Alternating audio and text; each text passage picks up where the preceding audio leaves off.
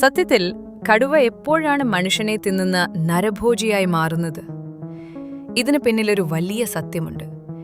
കാട്ടിലെ മിന്നൽ വേഗമുള്ള മാനിനെയും അതുപോലുള്ള മറ്റിരകളെയുമൊക്കെ ഓടിച്ചിട്ടു പിടിക്കാൻ ആരോഗ്യമില്ലാത്ത വയസ്സായ അല്ലെങ്കിൽ പരിക്കേറ്റ കടുവകളാണ് പലപ്പോഴും നരഭോജികളായി മാറുന്നത്. ഓടാനും വേട്ടയാടാനും ത്രാണിയില്ലാതാകുമ്പോഴാണ് അവർ നമ്മളെ നോട്ടമിടുന്നത്. നാട്ടിലിറങ്ങിയ കടുവ നമ്മൾ എപ്പോൾ വരുന്നു, എപ്പോൾ പോകുന്നു എന്ന് ദിവസങ്ങളോളം നമ്മളറിയാതെ നിരീക്ഷിച്ചുകൊണ്ടേയിരിക്കും. മറ്റു മൃഗങ്ങളെപ്പോലെ വേഗത്തിൽ ഓടാനോ ചാടാനോ ഒന്നും നമുക്ക് കഴിവില്ലാത്തതുകൊണ്ട് കടുവയ്ക്ക് കിട്ടാവുന്നതിൽ വെച്ച് ഏറ്റവും ഈസി ടാർഗറ്റ് മനുഷ്യൻ തന്നെയാണ്.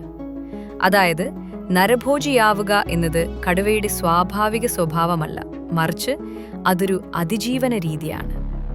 കൂടുതൽ അറിവുകൾക്കായി പേജ് ഫോളോ ചെയ്യൂ.